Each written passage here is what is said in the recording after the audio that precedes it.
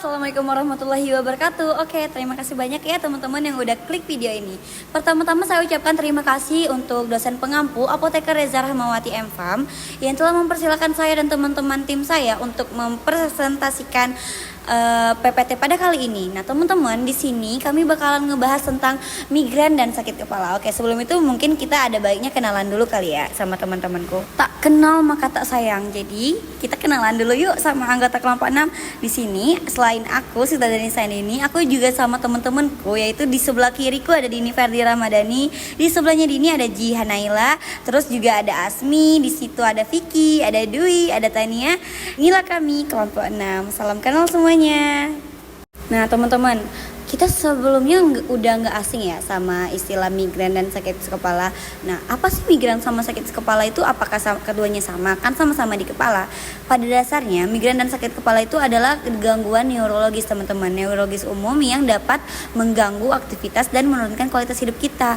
Nah, migrain ini ditandai dengan sakit kepala berulang, yang biasanya sakit kepalanya itu disertai sama mual, muntah, sama dia tuh sensitif deh sama cahaya dan suara-suara yang ada di sekitar. Dari sini teman-teman kita bisa membedakan antara migrain dan sakit kepala. Kalau misalnya migrain tadi dia sensitif, nah kalau misalnya sakit kepala ini dia tuh enggak sensitif, dia tuh kayak biasanya lebih ringan dan enggak disertai sama gejala-gejala kayak migrain tadi, teman-teman. Kita simpulin kalau misalnya migrain dan sakit kepala ini meskipun sama-sama sakit yang ada di kepala dan gangguan neurologis, dia itu tetap dikatakan berbeda ya, teman-teman. Maka dari itu kami mengadakan presentasi ini karena di sini kami bakal ngebahas secara detail apa aja definisi gangguan berdasarkan sumber-sumber yang udah kami cari, teman-teman. Terima kasih. Ayo kita mulai yuk penjelasannya, check it out. Oke, yang pertama nih ada definisi. Untuk definisi sendiri bakalan dijelasin sama teman kita Jihan Naila. Kepada Jihan dipersilakan. Baiklah, di sini saya akan menjelaskan definisi dari migrain. Jadi, migrain adalah suatu gangguan neurologis kronis yang ditandai dengan serangan nyeri kepala berulang. Biasanya berdenyut pada satu sisi kepala dan dapat berlangsung selama beberapa jam hingga hari. Serangan migrain seringkali disertai aura, yaitu gejala neurologis sementara yang muncul sebelum nyeri kepala, seperti gangguan visual atau kesemutan. Sementara itu, sakit kepala atau headache adalah nyeri atau rasa tidak nyaman di kepala, kulit kepala atau leher. Sakit kepala diklasifikasikan menjadi primer atau seperti migrain dan tension type headache, dan sekunder yang disebabkan oleh kondisi medis lain seperti infeksi atau trauma. Selanjutnya terdapat dampak sosial dan ekonomi dari migrain. Migrain adalah salah satu penyebab utama kecacatan pada individu usia produktif. Banyak penderita mengalami kesulitan dalam bekerja, belajar, dan menjalani kehidupan sosial yang normal. Secara global, migrain menyebabkan hilangnya miliaran dolar per tahun dalam bentuk produktivitas yang menurun dan biaya pengobatan. Oleh karena itu, kesadaran publik, deteksi dini, dan akses terhadap pengobatan yang memadai sangat penting untuk mengurangi beban ini. Baik, saya di sini Dini. Saya akan menjelaskan tentang migrain pada anak dan remaja. Migrain tidak hanya dialami oleh orang dewasa, tetapi juga dapat terjadi pada anak-anak dan remaja. Gejalanya bisa berbeda, misalnya nyeri kepala yang lebih pendek durasinya, seringkali bilateral, dan disertai gejala seperti sakit perut atau muntah. Diagnosis pada kelompok usia ini sering terlambat karena sulitnya anak mengungkapkan gejala secara tepat. Penanganan pada anak lebih menekankan pada edukasi keluarga, modifikasi gaya hidup, dan terapi non-obat. Selanjutnya ada migrain menurut jenisnya. Yang pertama, migrain dapat diklasifikasikan menjadi beberapa jenis termasuk migrain tanpa aura, migrain dengan aura, migrain kronis, dan migrain hemiplegik langka dengan gejala mirip stroke. Migrain aura khas ditandai dengan gangguan visual seperti kilatan cahaya bintik atau bintik gelap. Memahami jenis migrain penting untuk menentukan pendekatan terapi dan pengobatan pencegahan yang sesuai. Selanjutnya ada perbedaan migrain dan tension type headache. Meskipun sering disamakan, migrain dan tension type headache memiliki karakteristik yang sangat berbeda. Migrain umumnya unilateral, berdenyut dan memburuk saat beraktivitas, sering disertai mual atau sensitivitas terhadap cahaya dan suara. Namun sebaliknya, tension type headache biasanya bilateral, terasa seperti tekanan atau ikatan di kepala dengan intensitas ringan hingga sedang, dan tidak disertai gejala sensorik lainnya. Pemahaman perbedaan ini sangat penting untuk menentukan pengobatan yang tepat. Selanjutnya juga ada patofisiologi dari migrain. Mekanisme yang pasti dari migrain masih belum sepenuhnya dipahami, namun teori yang paling diterima saat ini adalah teori neurovaskular. Dalam kondisi ini, terjadi aktivitas sistem triminofaskular yang memicu pelepasan neuropeptida proinflamasi seperti CGRP.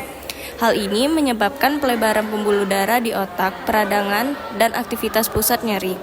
Aura pada migrain diyakini disebabkan oleh fenomena yang disebut dengan cortical preading depression, yaitu gelombang depolarisasi neuron yang menyebar perlahan di korteks cerebral. Baik, di sini saya Tania ingin menjelaskan tentang gejala klinis. Migrain biasanya muncul dalam 4 fase. Fase prodromal, gejala awal seperti kelelahan, perubahan mood. Fase aura jika ada. Fase nyeri kepala biasanya berdenyut satu sisi, dan fase resolusi, merasa lelah atau lega setelah nyeri hilang. Nyeri dapat berlangsung 4-72 jam dan bisa disertai mual, muntah, fotofobia, dan fonofobia. Tension type handset sebaliknya biasanya berupa nyeri tumpul atau tekanan seperti diikat di sekitar kepala, tanpa disertai mual atau aura. Selanjutnya diagnosis. Diagnosis migrain dan sakit kepala biasanya dilakukan secara klinis berdasarkan riwayat dan gejala pasien. Tidak ada tes laboratorium khusus untuk menegakkan diagnosis migrain.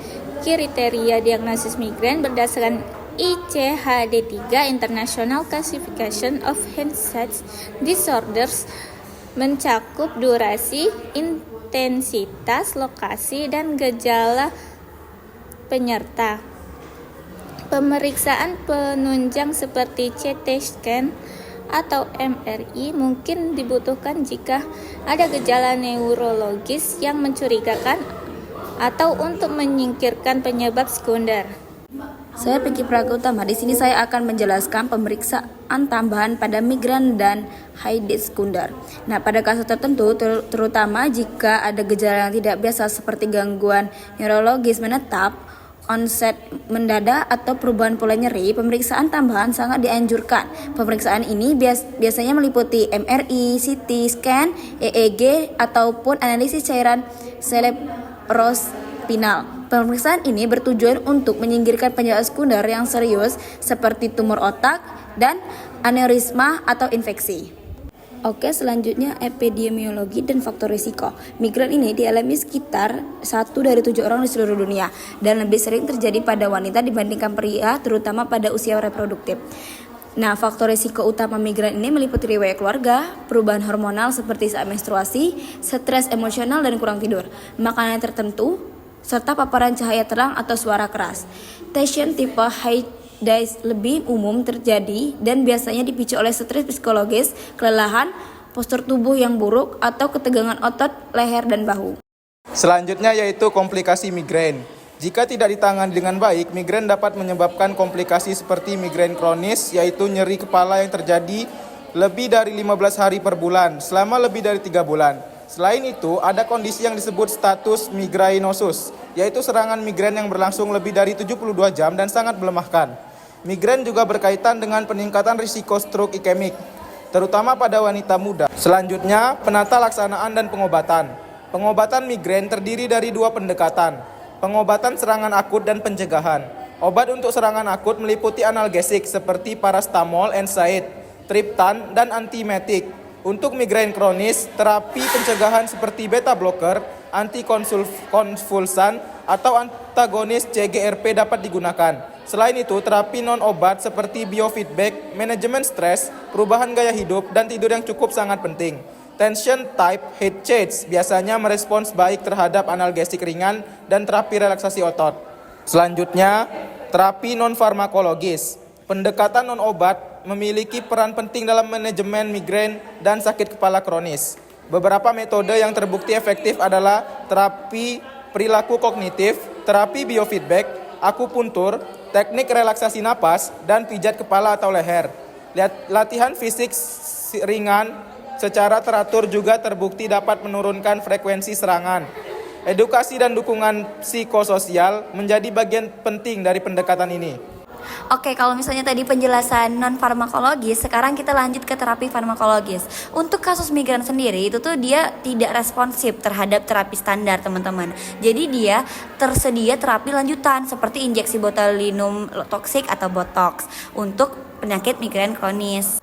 Selain terapi botox, migran ini untuk penyakit migran kronis, dia tuh terdapat penggunaan antidepresan trisiklik dan antipilepsi seperti topiramate juga yang efektif sebagai pencegahan dari penyakit migran ini. Tapi ingat ya, untuk terapi farmakologisnya ini tuh harus diawasi dengan ketat dengan pengawasan medis yang baik dan akurat. Nah, oke, selanjutnya ada pencegahan dan edukasi untuk pasien. Pencegahan penyakit migran dan sakit kepala ini sangat bergantung pada identifikasi dan penghindaran faktor pencetus, teman-teman.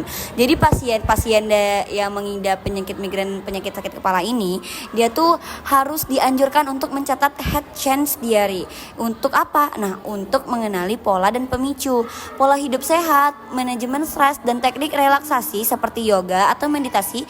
Itu tuh juga sangat membantu buat pasien-pasien dalam pencegahan dan kesembuhan dari penyakit sakit kepala itu sendiri, teman-teman. Edukasi pasien itu sangat penting ya, agar mereka tuh nggak bergantungan kepada obat-obat secara berlebihan dan dapat mengelola kondisinya secara mandiri. Jadi nggak terlalu over untuk mengkonsumsi obat-obatan sakit kepala, teman-teman.